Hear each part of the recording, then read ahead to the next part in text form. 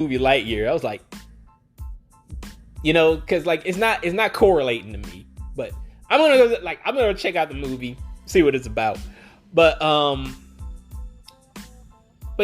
remember that show. I remember Buzz Light. I think it was called Buzz Lightyear in Space Command. And like he had like a crew with him, and like they would fight different aliens and like go on space missions and stuff. But I only vaguely saw like a couple episodes of it at the time. I wasn't really into it, But yeah, like, so I hope they clear that shit up. I hope they clear up if Buzz Lightyear is based off of a real person or he's just a TV show. I hope they clear that up. But this was funny to me. This was funny to me because Buzz Lightyear gets there. He gets there to the other toys, and automatically, like, the other toys are like on his dick. Like they dick riding like a motherfucker. And like Woody just starts feeling inadequate. He starts feeling inadequate, and like the other toys just kind of alienate him. Which was kind of mean. It's like they ain't fucking with Woody no more. They're like, it's all about Buzz. And when I was a kid, I was like, what?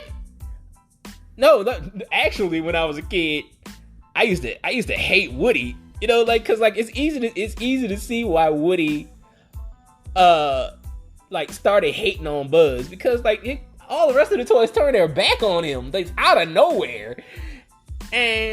But when I was a kid, I was Team Buzz. I was Team Buzz mainly because he looked cool to me. I was like, yo, fucking spaceman. I'm fucking 9 years old, a spaceman. Of course that's fucking cool to me.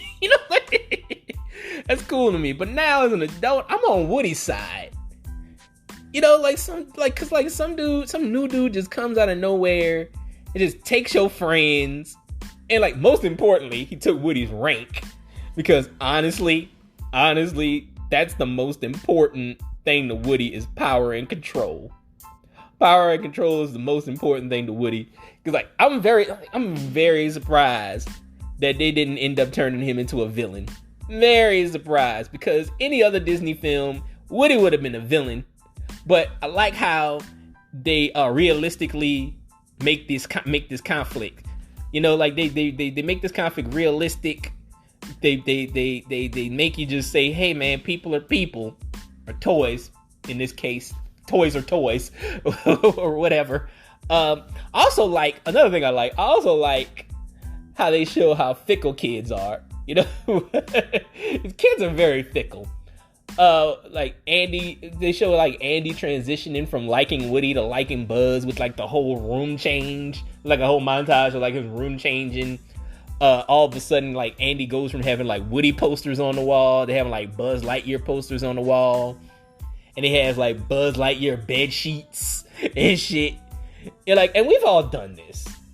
We've all done this as kids. We're like a super fanatic for something, and then something else comes along, and then like we like that now. Cause I know I did it. I went from liking the Ninja Turtles to liking the Power Rangers in like a blink of an eye. Like, and I see the same thing with my kid. Like, my daughter went from liking PJ Masks and like Paw Patrol to like now she's like obsessed with like LOL dolls. Like, she's obsessed with that. Like, kids are fickle, very fickle. So, like, but another thing I want to talk about. Can we talk about Randy Newman's songs? Randy Newman's jarring ass fucking songs. All his songs are very literal. It's kind of like they sat him in a room and they put the movie on for him, and they were like, hey man, come up for a song for this. Like, he just came up with a song like on the spot. Because every song was literal. Every song was about the scene that we were looking at. It was like talking about like Woody being replaced. He was like, oh, strange things are happening. I'm getting replaced. And then he was just like, and then he made a song about Buzz trying to fly. I know I could fly. I know I could fly. He was just, he was making all these songs. But Randy Newman's always been like a weird dude to me. Like, because you gotta remember, like, this is the guy that made a song about making fun of little people. Go look it up. Go look it up. If you want to look it up, go look it up. It's called Short People. And like, he's making fun of little people. He kind of saying that they don't need to live. It was weird. It's a weird song. Go look it up. Randy Newman's Short People. This is one plot point that never made sense to me, and I just thought about it. I actually just thought about it. If Buzz thinks he's a real person, why does he freeze like the other toys when Andy comes into the room? It's like something that I just thought about until I didn't think about this shit. I didn't think about this stuff until now. Because if he thinks he's real, shouldn't he just be walking around the house like everybody else? Shouldn't he just be walking around the house? Like, he thinks he's a real guy. He thinks he's a real person. Why is he freeze when Andy comes in the room? Like, he's not. You think you're real.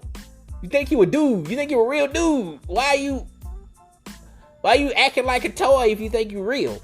But anyway, it's just something. It was just something that came to my mind. Because like that I never thought about that as a kid. But now, watching the movie again, I was like, why is he freezing? Whenever Andy comes in the room, or whenever Andy, because like there's even a scene where like Andy's like sleeping with him, and like he's a toy. He's a toy, and I don't understand that. I just don't understand that shit. But like, it was just something I didn't think about until now. Woody tries to murder Buzz. He's like, he just got sick of Buzz's shit. He's just sick of Buzz in general, and like he just tries to fucking kill him. And and the funniest thing about this scene is something that a lot of people probably didn't notice, because I didn't catch on to it until now either. Like, when Buzz gets knocked out of the window, he lets out a Wilhelm scream. If anybody doesn't know what a Wilhelm scream is, or Wilhelm scream is like just a public domain scream. If you ever heard that? Sorry for people listening with earphones. I apologize. If you ever heard that, that's a Wilhelm scream. If you ever hear I did it again. Like he did that. It's the funniest thing, because like I actually had to rewind that scene a couple of times because it's so funny. Because he just lets out the scream. I don't even know if Tim Allen did that. Or if they just used like a public domain scream, like the Wilhelm scream, just to get that point across. It's funny. I thought it was funny. Probably nobody else recognized it, but I thought it was funny. Can we talk about Sid? Let's talk about Sid, the neighbor across the street, the kid across the street. He's a sick little fucker. Oh my god. My god, is he sick. I'm very surprised. Very surprised he didn't become a mass shooter. Very surprised he didn't become a mass shooter, because he has all the symptoms of a mass shooter. He likes to mutilate toys. He likes to play with explosives. He bullies his little sister. He's a latchkey kid. Doesn't look like anybody's paying attention to him. And he's a white boy. And he's white. He's a white. He's a white boy. So like, he has all the symptoms of being a mass shooter. I don't know how this kid escaped the prison system. It's beyond me, but maybe he didn't. Maybe because we don't know, because we don't see him anymore after this movie. There's speculation in Toy Story 3 that the garbage guy, the guy that picked up the garbage at the beginning of Toy Story 3 is Sid. You know, it's speculation about that, but because like I think they're wearing the same shirt. They're both wearing a shirt with a skull on it. But I don't know if that's Sid. I don't know. That could just be some other dude in a skull shirt. I don't know. But a lot of people are saying that that's Sid. That's a speculation. That's the Toy Story fan base speculation that the guy picking up the garbage at the beginning of Toy Story 3 is Sid. But y'all could go with that. I don't know. I think that motherfucker selling meth or whatever the fuck, you know, like, that motherfucker selling like fentanyl or some shit, you know, like, he's like, I got that good shit to make you high, bro, you know, like, you gonna be high in a motherfucker, man. But I think he that dude. Another thing I like the Buzz Lightyear commercial because it reminded me of like every action figure commercial as a kid in the 90s. That's every action figure commercial. Like, he was like, Buzz Lightyear, and he was like, he's got missiles and he has lasers and he has wings. The wings make it fly and he glows in the dark and he has karate chop action. I remember that part as a kid. That's the part that stood out. He's like, karate chop, he had karate chop action, and he showed him karate chopping some pencils and shit. That was fucking hilarious to me. And like, this is also how Buzz finds out that he's just a toy. This is how he finds out he's just a toy, and he starts having like this like existential crisis. You know, there's just something that makes me want to see Lightyear even more because he finds out he's a toy. I want to see, like I said, I just want to see how all this shit comes together. That's curiosity is why I want to watch. Why I want to see Lightyear. Curiosity. You know, curiosity is the only reason I want to watch. I don't want to see Lightyear because I want to see how they pull all this shit together. Because like, is he a real dude? Is this a show? What's going on here? You know, like, I want to know, when is this set? Is this set in the future? Is this set in a distant planet? What is this? You know. Also, I noticed in this movie there's a Home Improvements tie-in. Remember the sitcom Home Improvement? Blanking, you'll miss it.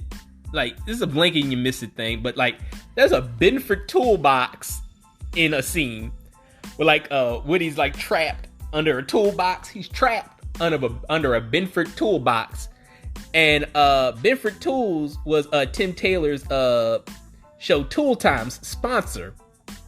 If you remember that. You wanna know what time it is? Tool time. Yeah, I had to throw that in there. Yeah, but I used to like Home Improvement as a kid. But yeah, I caught that. I just caught that. Like, what, 27 years later? I was like, wait, that's a Benford toolbox. That's from Home Improvement. That was funny. But like I said, is Woody is a great leader.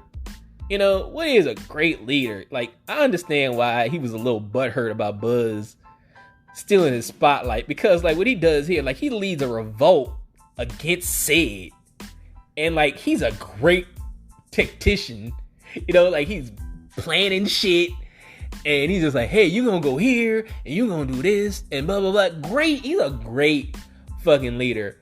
Buzz is not that. Buzz is not a great leader. Every time Buzz, because Buzz is so headstrong.